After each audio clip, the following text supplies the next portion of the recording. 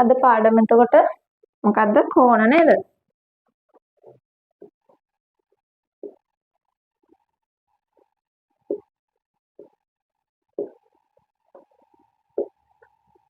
කෝණ වර්ග කීයද ඔක්කොම? කෝණ වර්ග 5යි. මොනවද? සුළු කෝණය කියන්නේ මොකද්ද එතකොට? අංශක 90ට අඩු කෝණය.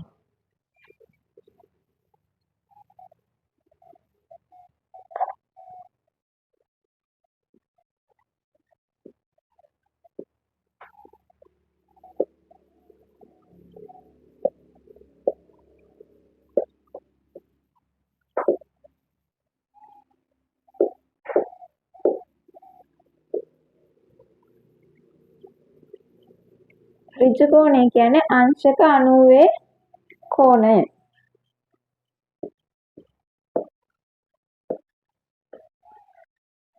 මහා කෝණය කියන්නේ අංශක 90ත් අංශක 180ත් අතර කෝණය.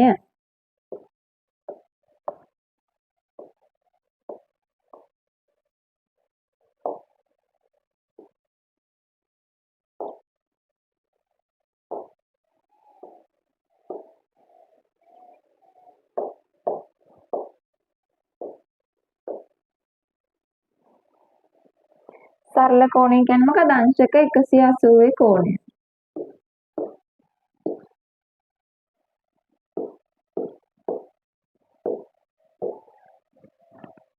පරාවර්ත කෝණය කියන්නේ අංශක 180ට වඩා වැඩි 380ට අඩු කෝණය. ඒ කියන්නේ අංශක 180ත් 360ත් අතර කෝණය.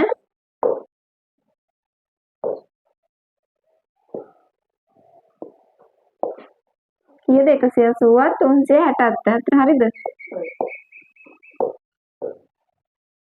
මේක ලියාගන්න. සුළු කෝණය කියන්නේ එතකොට මෙන්න මේ වගේ කෝණ. හරිද? ඍජු කෝණය කියන්නේ මෙහෙම කෝණයක්.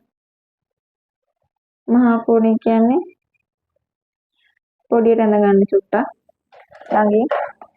සරල කෝණය කියන්නේ මේ මෙහෙම කීයද? අංශක 180. පරාවර්ත කෝණය කියන්නේ 180ට වඩා වැඩි. තේරුණාද? දැන් හරියට වෙන්න ඕනේ. ඊළඟ ටික දැන් මම ගණන් දෙනවා. ගණන් දුන්නාම ඒක හරියටම සුළු කෝණයක්ද, ඍජු කෝණයක්ද, මහා කෝණයක්ද, සරල කෝණයක්ද, පරාවර්ත කෝණයක්ද කියලා හොයලා ලියන්න ඕනේ. හරිද? පළවෙනි ගාන.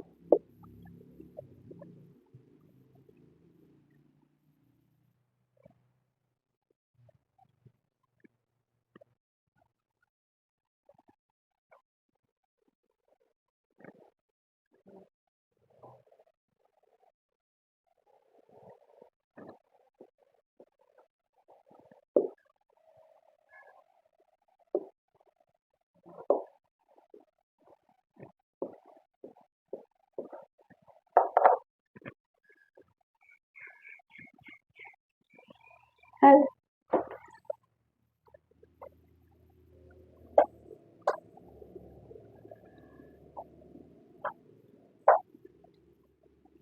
දැන් මට කියන්න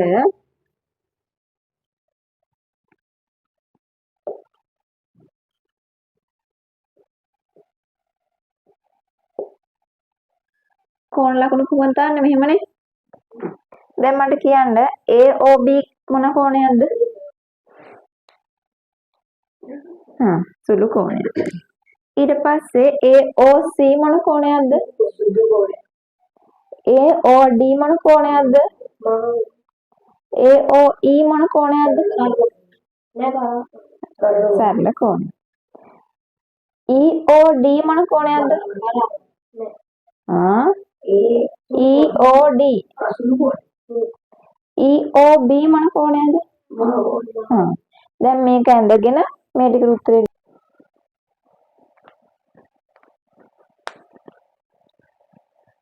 අනුපූරක කෝණයක් කියන්නේ මොකද්ද? අංශක 90ක කෝණය. ඒ කියන්නේ අපිට මොකක් හරි කෝණ යුගලයක් දුන්නොත් ඒ දෙක එකතු කරාම එන්නේ අංශක 90ක් නම් ඒක අනුපූරක කෝණ. තේරුණාද? ඒ කියන්නේ මෙන්න මෙහෙම හරිද?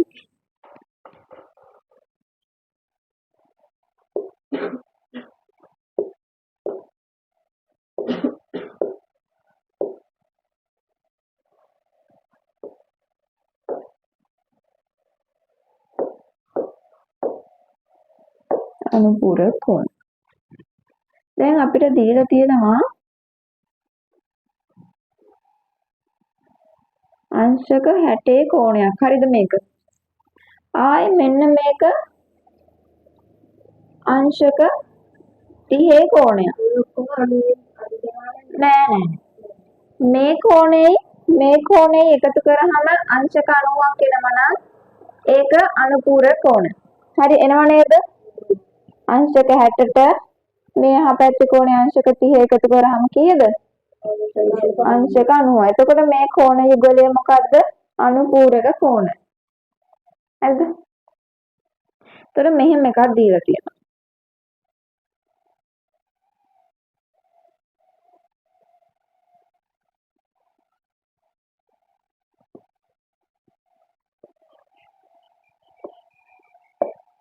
මේක අනුපූරක කෝණයක්ද?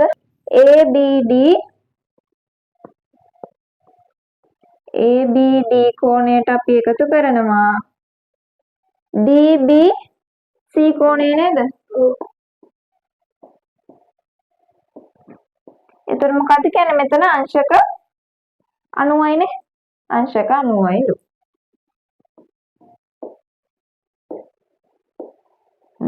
මෙහෙම තිබ්බොත් අනිවාර්යයෙන්ම අංශක 90. කියන්නේ කෝණයක් දීලා ඒ කෝණයට මෙහෙම දාලා තිබ්බොත් ඒක අංශක 90. හරිද? ලියාගන්න මේ දෙක.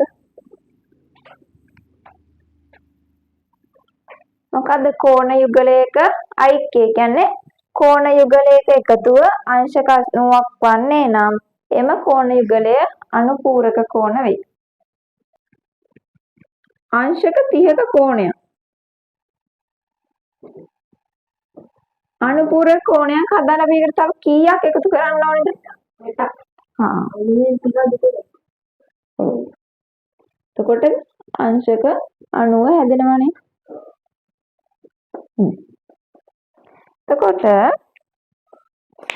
දැන් මෙන්න මෙයාගේ අනුපූරක කෝණය තමයි මෙයා. මොකද මෙයාට අංශක 60ක් එකතු වුනහම තමයි අංශක 90 හැදෙන්නේ. එතකොට තමයි මේ දෙන්න අනුපූරක කෝණ යුගලයක් වෙන්නේ. කියන්නේ මෙයානේ අපිට දීලා තියෙන්නේ. එතකොට එයාගේ අනුපූරක කෝණය මොකද්ද?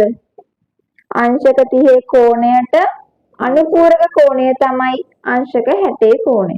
තේරුණාද? මේක ලියා ගන්න. ඕක ලියා ගන්න මුලින්ම. මොකද්ද කියන්නේ?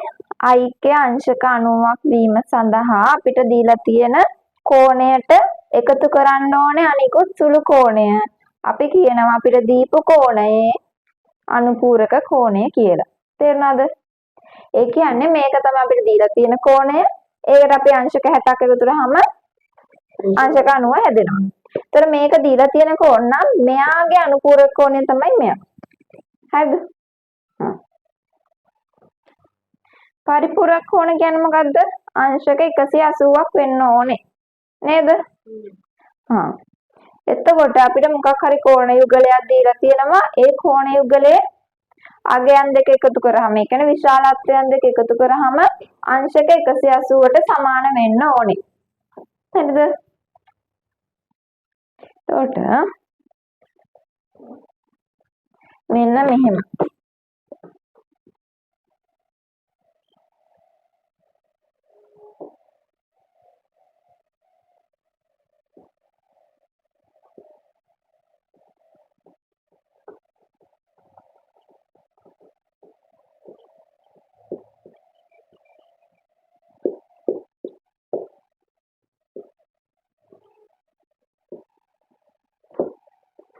එක කෝණයක් තියෙනවා ABC කියලා අනිත් කෝණයක් තියෙනවා XYZ කියලා. හරිද? මේ කෝණයගේ අංශක 60යිලු මේ කෝණයගේ අංශක 120යිලු. මේ දෙන්න එකතු වුනහම කීයද?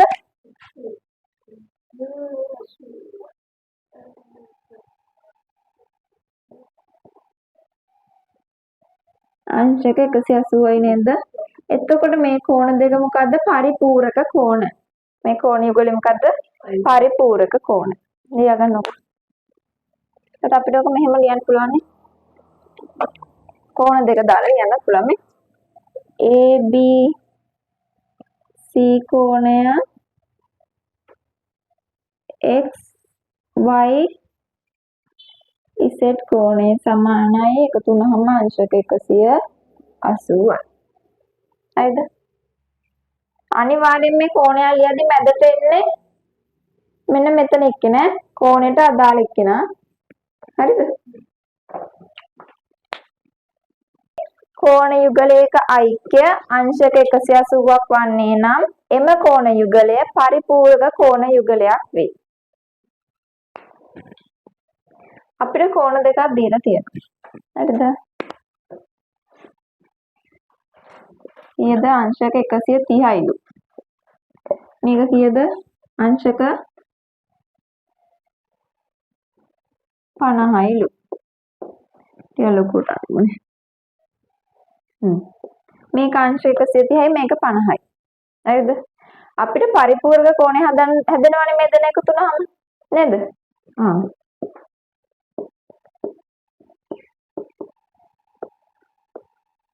හරිද? එතකොට මෙයාටනේ මෙයා එකතු වෙන්නේ. ඒත් අපි කියනවා අංශක 50 කියන්නේ මෙන්න මේ අංශක 130 පරිපූරක කෝණය. තේරුණාද? මෙයාගේ පරිපූරක කෝණය තමයි මෙයා. මොකද එයාව එකතු වුනහම තමයි අංශක 180 හැදෙන්නේ. ඒ හින්දා අපි කියන්නේ මෙයාගේ පරිපූරක කෝණය මෙයා. මෙයා පරිපූරක කෝණයක් වෙන්නේ මෙන්න මෙයා එකතු වුනහම. නැත්තම් මෙයා පරිපූරක කෝණයක් නෙමෙයිනේ. ඒ හින්දා අපි කියනවා මේ අංශක 130 පරිපූරක කෝණය අංශක 50. ඓක්‍ය අංශක 180ක් වීම සඳහා. හරිද?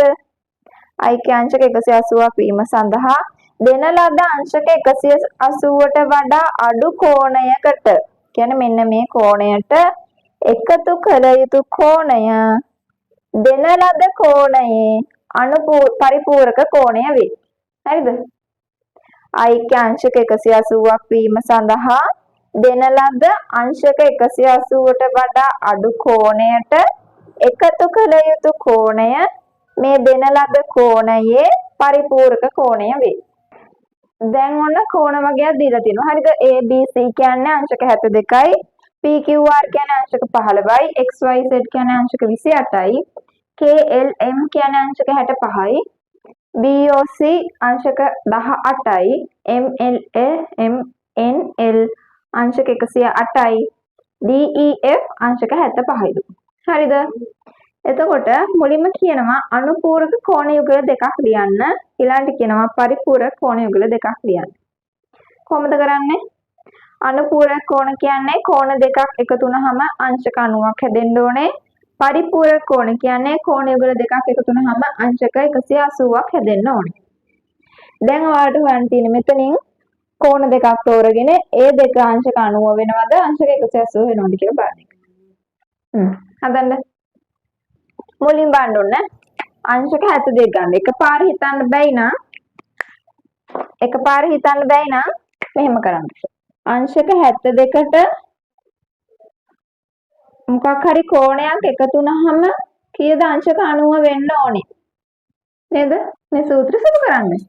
ඊපස්සේ x විතරක් ඉතුරු කරගෙන මේ 90න් මේ 72 අඩු කරන්න. නෑ මං කියන්නේ අමාරු නෑ.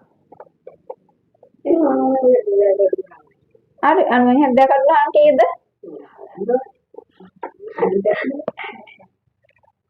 අංශක 18යි. නේද? එතකොට අනුපූරක කෝණ වෙන්නේ කීයද? අංශක 72යි අංශක 18යි එකතු වුනහම 90 වෙනවනේ. බලන්න අංශක 72 කියන්නේ ABC 18ක් තියෙනවද? BOC එකතු වුනහම කීයද? අංශක 90යි. මේක එක පරිපූරක මේ අනුපූරක කෝණ යුගලයක්. තේරුණාද? ඊළඟ එකත් එහෙම බලන්න. ඊළඟ බලන්න 15යි 15ට y එකතු වුනහම අංශක 90යිලු. 15ක් තියෙනවනේ. ඊළඟට y විතරක් හොයන්න මේ 15 අනිත් පැත්තට ගෙනිහින් අපි අඩු කරනවා නේද? එතකොට 90න් 15ක් ගියාම 75යි. y කෝණය 75යි. එතකොට බලන්න 75 කෝණයක් තියෙන මෙතන මෙයයි. එතකොට අපිට ඒක ලියන්න පුළුවන් PQR කෝණය ධන එකතු කරනවා DEF කෝණය නේද? එතකොට මොකද වෙන්නේ? අංශක 90 හැදෙනවා. මොකද ABC කියන්නේ අංශක 72යි BOC කියන්නේ අංශක 18යි 72යි 18යි එකතු වුනහම 90යි. ඒක පළවෙනි යුගලය. PQR කියන්නේ අංශක 15යි DEF කියන්නේ අංශක 75යි 15යි 75යි එකතු වුනහම අංශක 90යි. ඒක අනුපූරක කෝණයක්. අනුපූරක කෝණ යුගලයක්.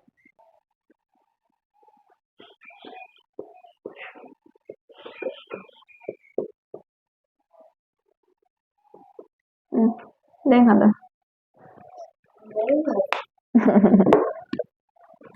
කෝණයක් නැතුවද බල බල හිටියේ?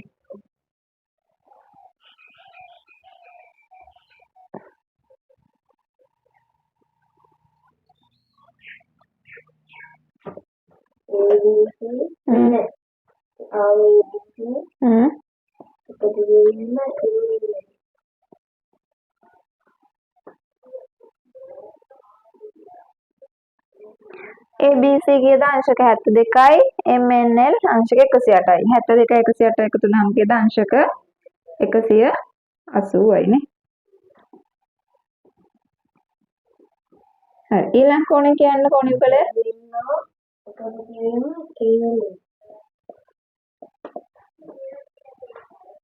එකතු කිරීම K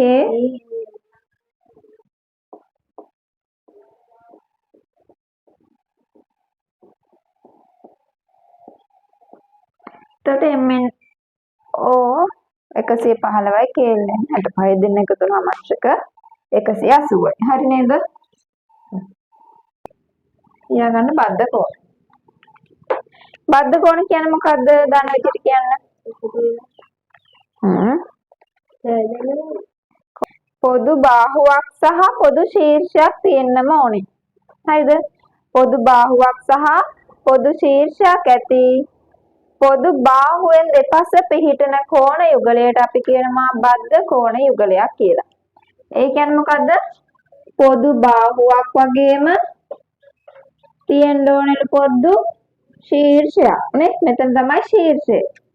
මේක මොකද්ද? පොදු බාහුව.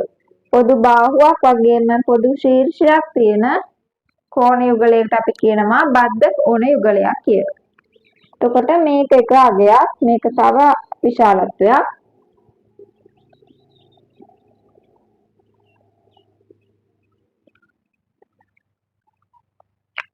ලියාගන්න පොදු බාහුවක්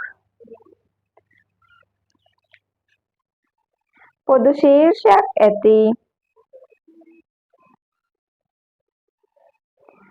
පොදු බාහුවෙන් දෙපස පිහිටන කෝණ යුගලයක් බද්ධ කෝණ යුගලයක් ලෙස හැඳින්වෙනවා. පොදු ශීර්ෂයක් පොදු බාහුවක් ඇති පොදු බාහුවෙන් දෙපස පිහිටන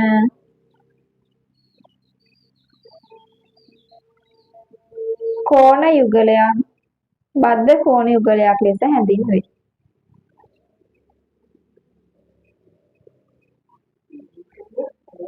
යුගලයක් බද්ධ කෝණ යුගලයක් ලෙස හැඳින්වේ. පොදු ශීර්ෂයක් පොදු බාහුවක් තියෙන පොදු බාහුවෙන් දෙපස පිහිටි කෝණ යුගලයක් තියෙනවා. ඒ කෝණ යුගලය බද්ධ කෝණ යුගලයක් වේ.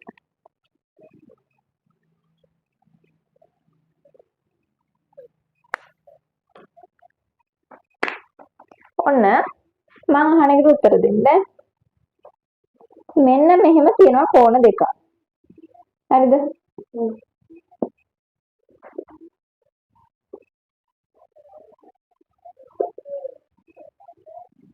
මේක බද්ධ කෝණ යුගලයක්ද?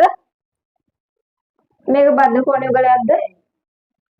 ඇයි නැත්තේ? ඒක එකට ඇවිල්ලා පිහිටලා තියෙනවා. එකට පිහිටලා තියෙනවා. ඒ කියන්නේ මොකද්ද? මේකට පොදු බාහුවක් තිබ්බට පොදු ශීර්ෂයක් තියෙනවද? නෑ. ශීර්ෂකයේ අතර දෙකක් නේ. එතකොට මේක බද්ධ කෝණ යුගලයක් නොවේ.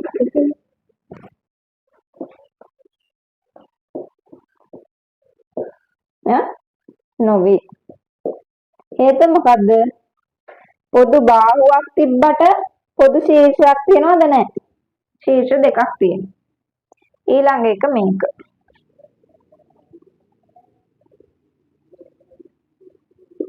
මේක බද්ධ කොනද? නැහැ. ඇයි ඒ? පොදු ශීර්ෂයන්නේ පොදු බාහුව. මොකෝ නැත්තේ? බද්ධ කොනයක්. බද්ධ කොන උනාට මේක බද්ධ කොන යුගලයක් නෙමෙයි. නේ යුගලයක් කියන්නේ දෙන්නයි. හරිද? මේ ඔක්කොම අපි කියන්නේ අර එකට එකතු වෙලා තියෙන බද්ධ කොන තමයි. ඒ උනාට ඒක බද්ධ කොන යුගලයක් නෙමෙයි. යුගලයක් වෙන්න නම් මෙහෙම තියෙන්න ඕනේ. ඔහොම. නේ? නේද? එක්ක මෙහෙම. නේ? නේද? එක බාහුවයි එක ශීර්ෂයයි.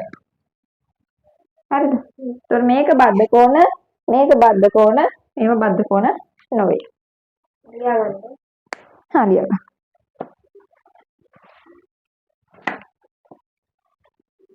දෙක නොවේ මේවා බද්ධ කොන.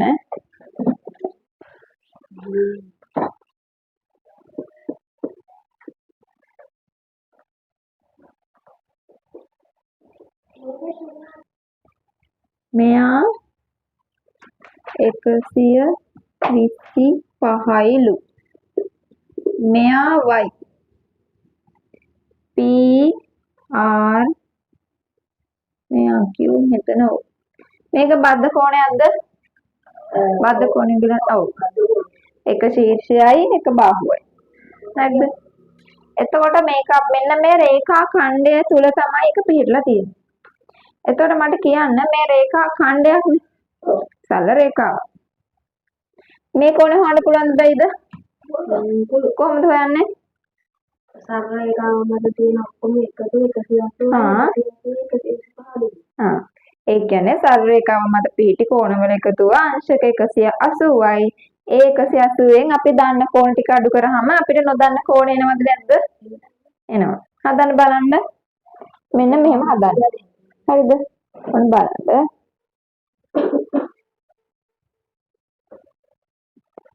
එකසිය 25ට අපි නොදන්න කෝණය එකතු කරනවා. නේ? ඒ දෙන්නම එකතු අනිවාර්යයෙන්ම අංශක 180ක් වෙන්නම ඕනේ. මොකද සරල කෝණයක් මේ සරල රේඛාවක පිහිටි කෝණ නිසා නේද? y විතරක් ඉතුරු කරගන්න අපි මෙයාට මොකද කරන්නේ? එහා පැත්තට ගෙනihin අඩු කරනවා. එතකොට කීයක් ඉතුරු වෙනවද? 55යිනේ. y කියන කෝණයේ අංශක 55යි. තේරුණාද?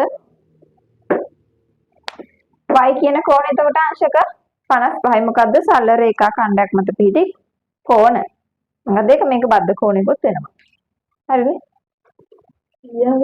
ලියාගන්න. PS සරල රේඛා ඛණ්ඩයකී x වල අගය හොයන්න.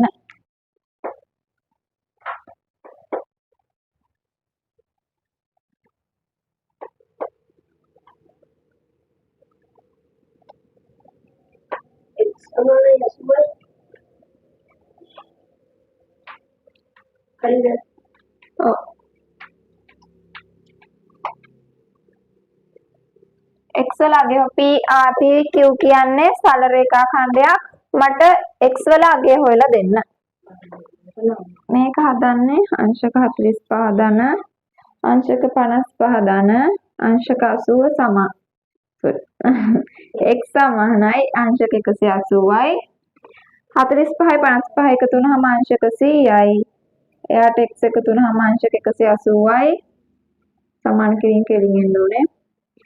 x සමානයි එතකොට 100 එහා පැත්තට යනව නේද? එතකොට x කියන්නේ කීයද? අංශක 80යි. හරිද? දැන් මට මේක ටක් ගාලා හොයලා දෙන්න. කෝණ තුනම එකතු කරන්න.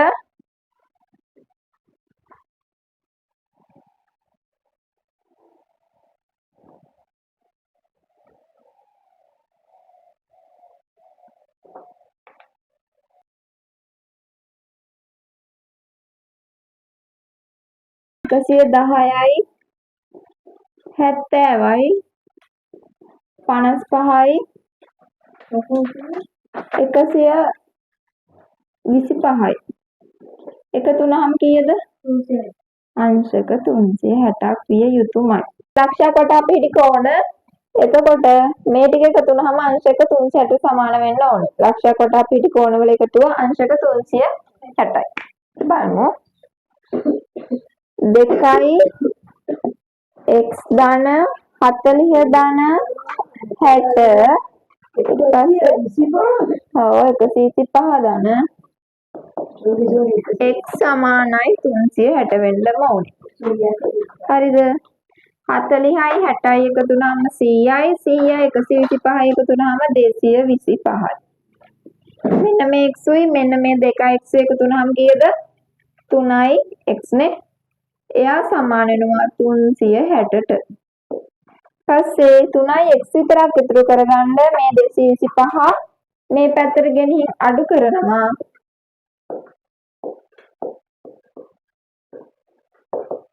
එතකොට කීයක් එනවද? 135යි.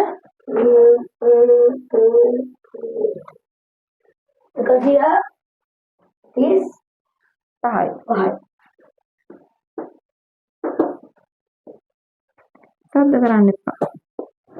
එතකොට x විතරක් හොයාගන්න අපි දෙපැත්තම 3ෙන් බෙදනවා. බෙදන්න බලන්න. කීයද? අංශක 45යි. x සමානයි අංශක 45යි. හරි. එතකොට මෙතන 2x කීයද? x සමානයි අංශක 45යි නම් 2x කීයද? 45 දෙකෙන් ගුණ කළා නම් හරිනේ. අංශක 90යි. 45 දෙකක් අංශක 90. හරිනේ. ඔච්චරයි.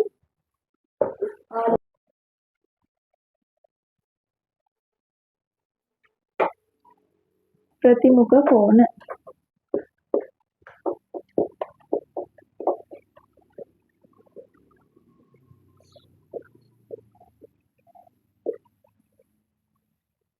මෙහෙමනම් PQ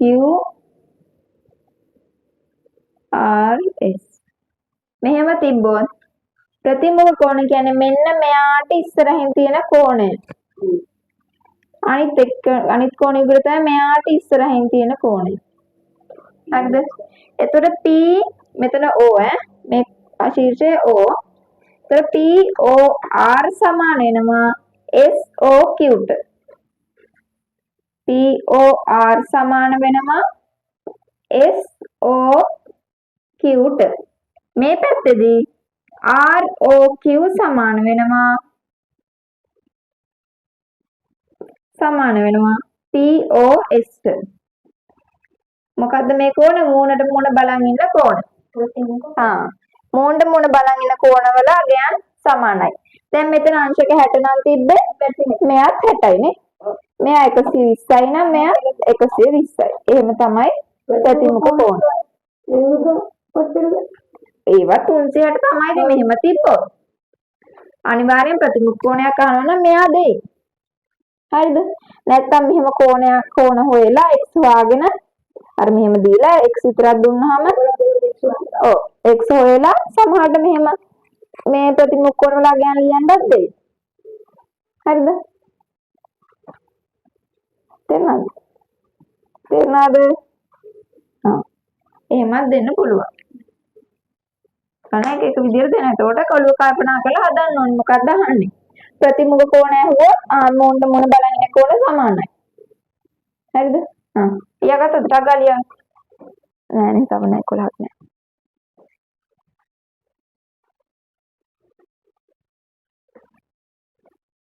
එතකොට අද මොනවද ඉගෙන ගත්තේ?